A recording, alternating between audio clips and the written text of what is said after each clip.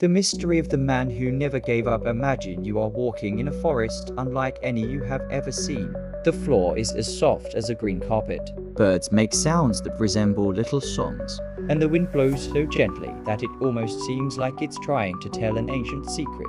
You walk slowly, looking at everything with curiosity, when suddenly something catches your attention.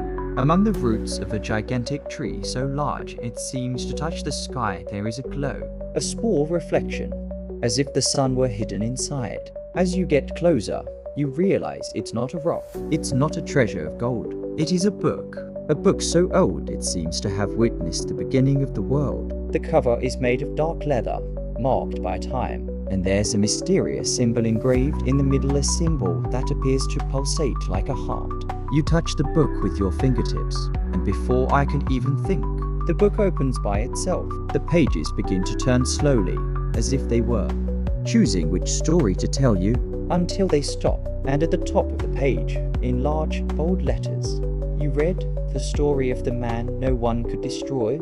Your heart is beating faster.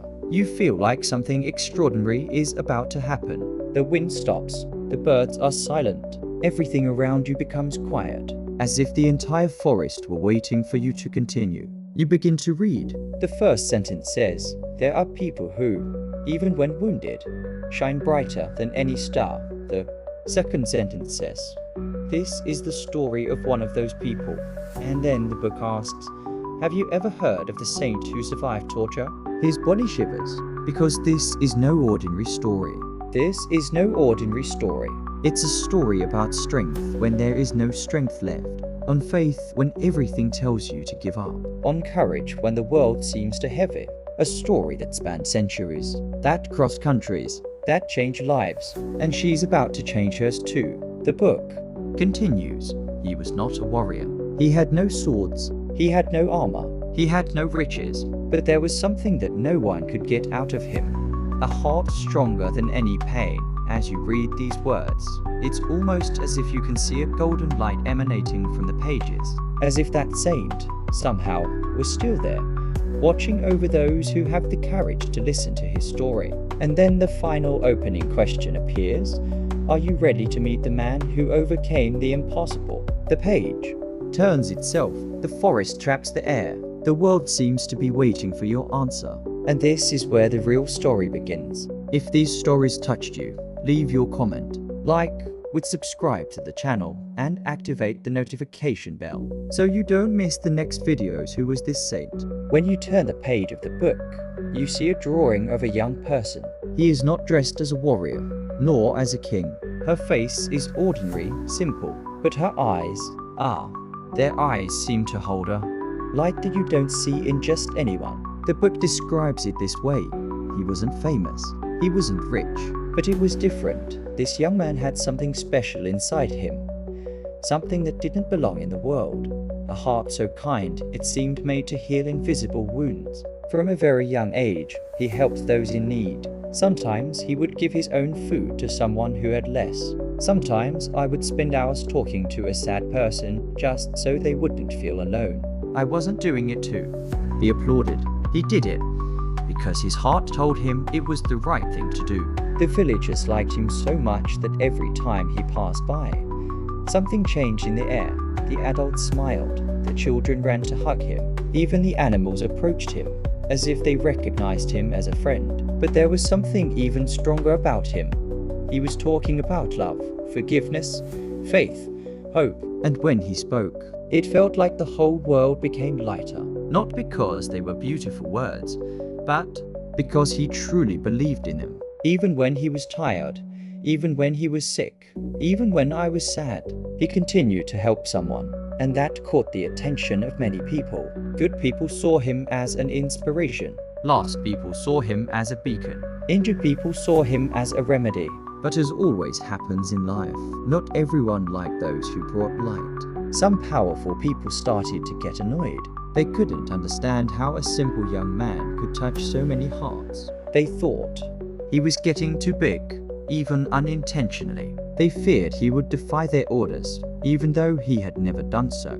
And their fear turned to irritation, and the irritation turned to hatred. Until one day, these men decided he needs to be silenced, and then they sent guards to follow him. They spread lies about him, and without any real reason, they decided that he should be arrested. The scene described in the book is sad.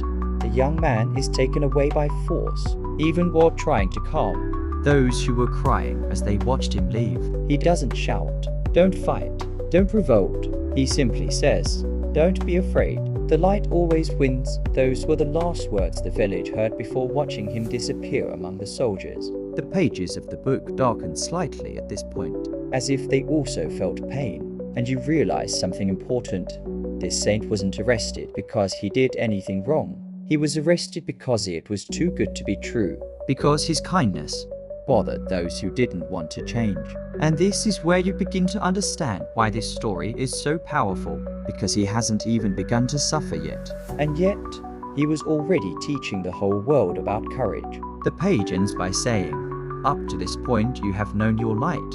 Now you will experience your suffering and the miracle of his strength." And slowly, the next page turns automatically. The book sets out to reveal the most difficult and most impressive part of this extraordinary man's life. The tortures that didn't break the soul of the new page in the book is darker. It almost looks like it was burned around the edges. And when you run your eyes along the lines, it feels like you're entering a cold, heavy place, almost to silent. The story begins by showing the prison where the young man was taken. The cell was so small that he couldn't stretch his legs. The ground was as cold as stone in winter, and the only light came from a window so high that you couldn't even reach it, even by jumping.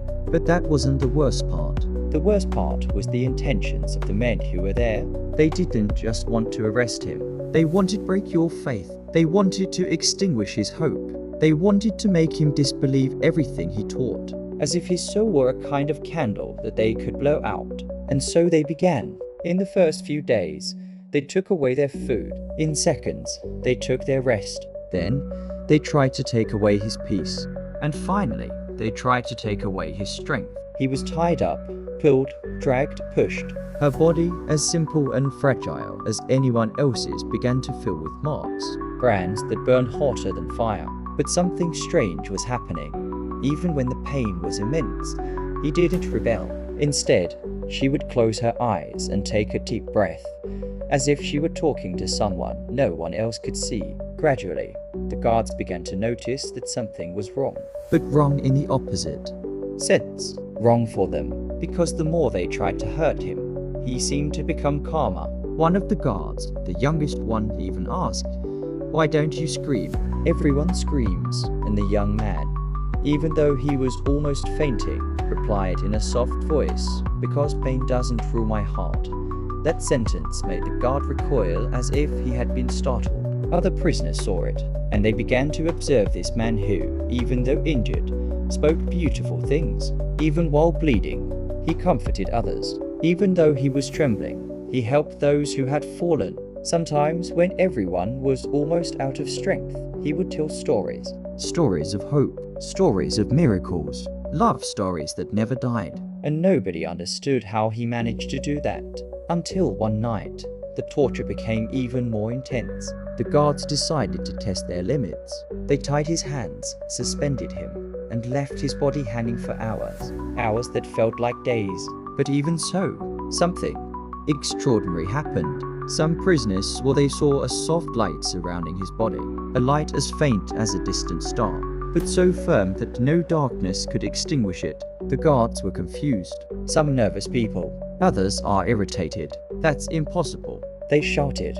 But the more they tortured, but that light seemed to grow even stronger. Not a light that hurt the eyes, but a light that brought peace. A light that said, "You can hurt my body, but they will never touch my soul." And that made them furious. Because how do you defeat someone who doesn't give up? How do you win over someone who doesn't hate you?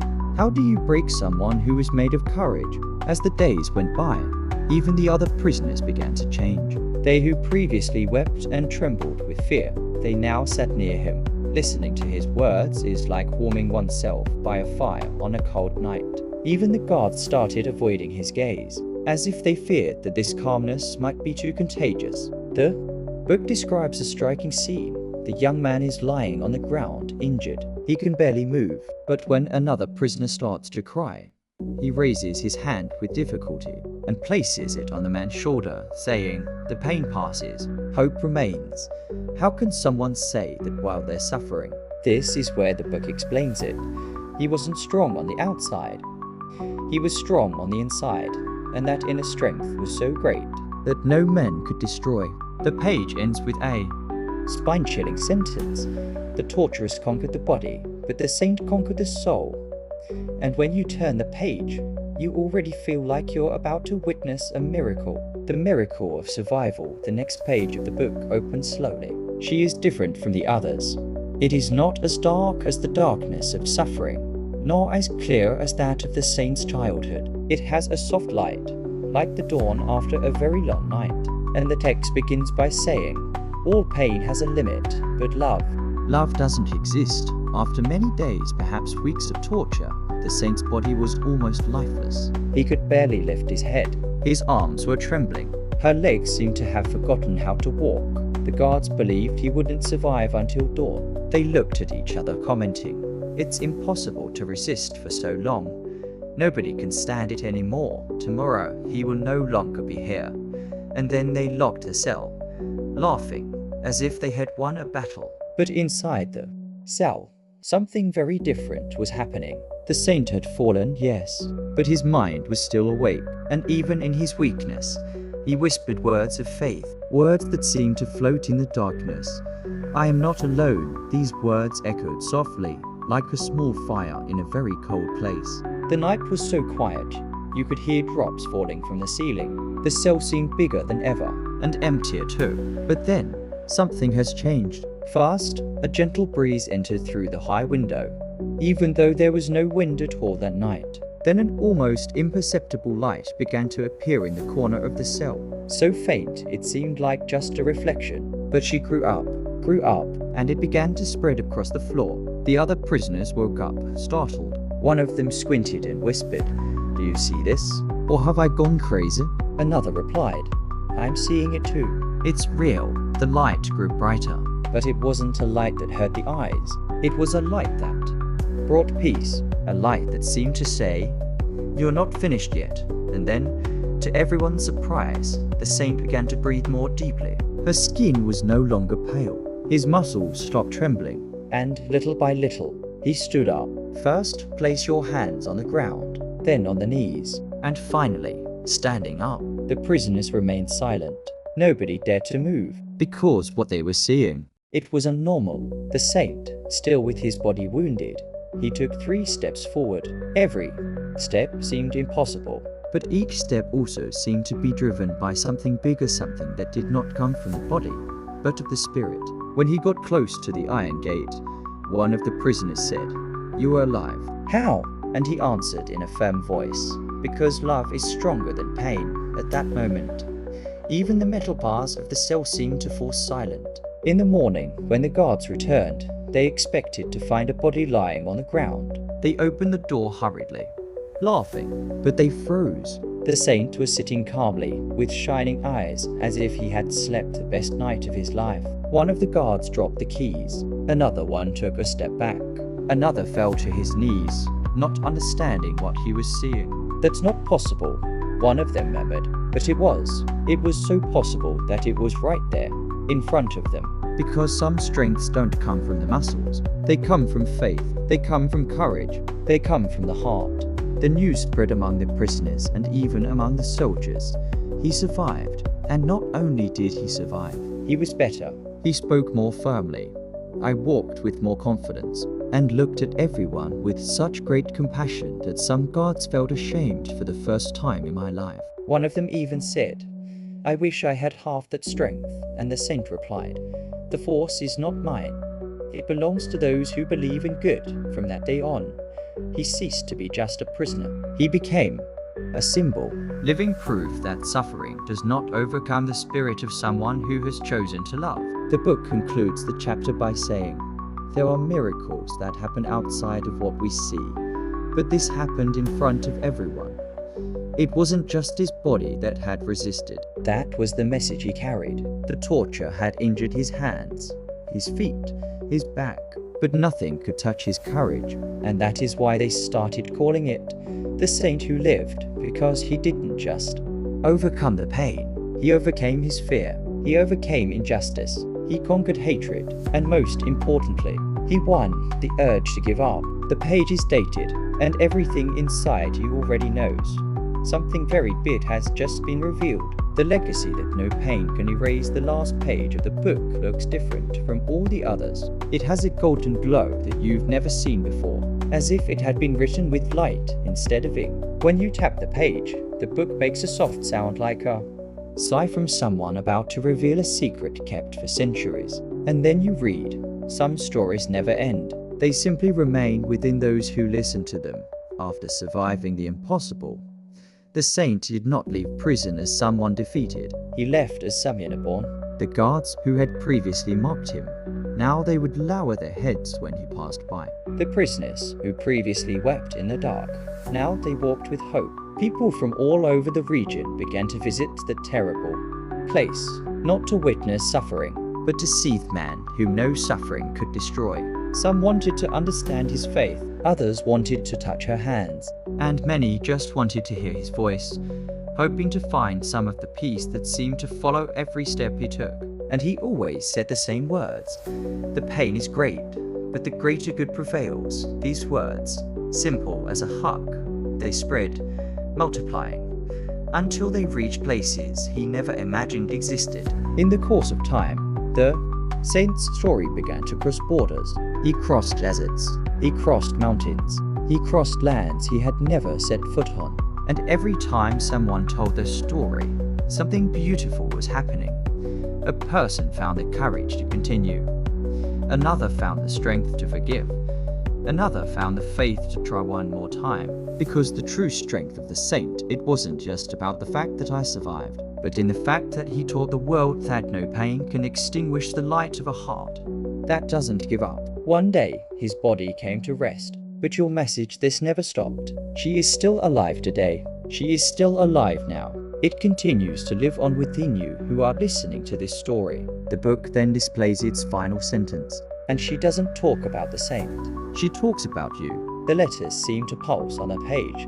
What would you do if you had the same courage as him? You close the book for a moment, feeling the gentle weight of the question, because deep down, this story is not just about a saint. It's about every person who has ever felt pain, every person who has ever thought about giving up, every person who has ever struggled without strength. And even so, he continued, his story is a mirror, a reminder that there is something inside us that neither suffering, nor injustice, nor fear can destroy.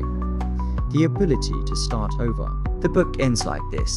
If you carry light, the world tries to extinguish it, but if you protect that light, she becomes a beacon capable of guiding even those who live in darkness. And then the pages slowly begin to glow, slowly, until they transform into a small golden flame that enters his chest. You can feel the forest around you beginning to breathe again. The birds are singing again. The wind touches his face again. You close the book, or maybe the book will close by itself, and realizes that he is not leaving that forest the same way he entered. Because now you know, courage is not about not feeling pain. Courage is continuing to shine even when the world goes dark. Just like he did. Just like you can do. And this, it is the story of the saint who survived torture. The story of a strength that no suffering could destroy. If these stories touched you, leave your comment, like, would subscribe to the channel, and activate the notification bell so you don't miss the next videos.